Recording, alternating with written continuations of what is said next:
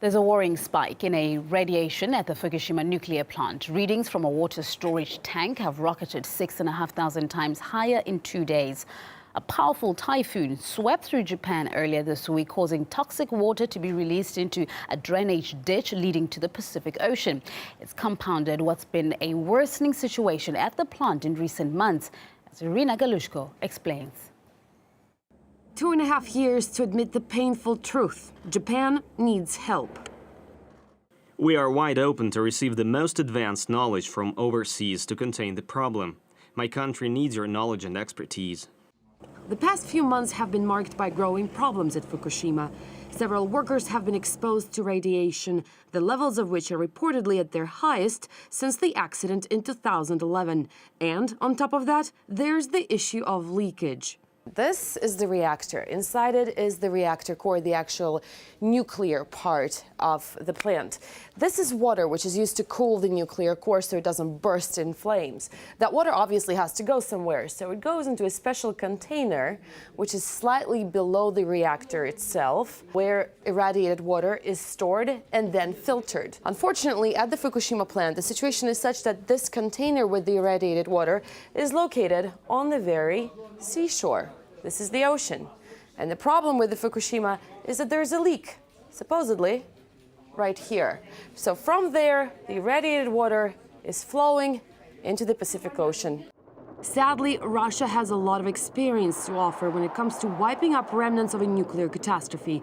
It has had its own deadly lesson a quarter of a century ago. Fukushima should be treated just like Chernobyl, as a wreck that must be retired and put in a sarcophagus. The problem with Fukushima is that they can't decide whether they want to close it or to keep it going.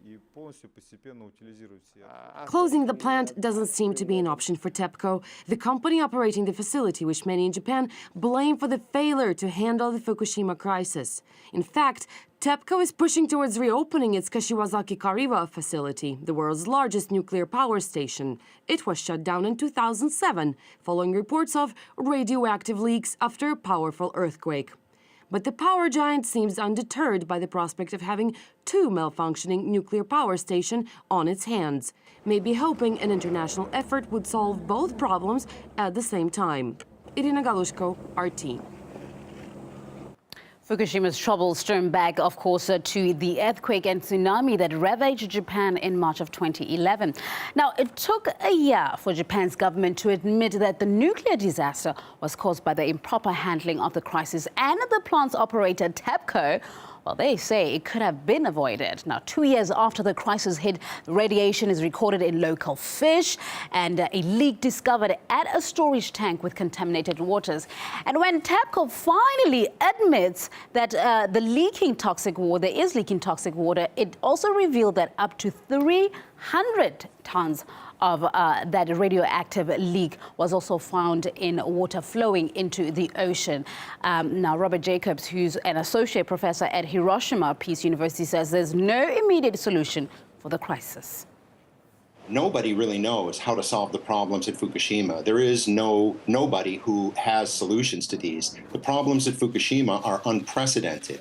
So even bringing in outside expertise, all that they can do is try to problem solve. There's no solution that other countries have that they can come in and fix the reactors, or rather shut down the contamination, shut down the leaks. So even other countries coming in and bringing their expertise will hopefully bring more professionalism than TEPCO has shown in the last 2.5 years. But even those experts will be at a loss as to how to solve the immense problems that we'll be facing for decades in Fukushima. We're closely following what's happening at Fukushima here and online, including the effects which that powerful typhoon had on the crippled nuclear power plant. That's at RT.com.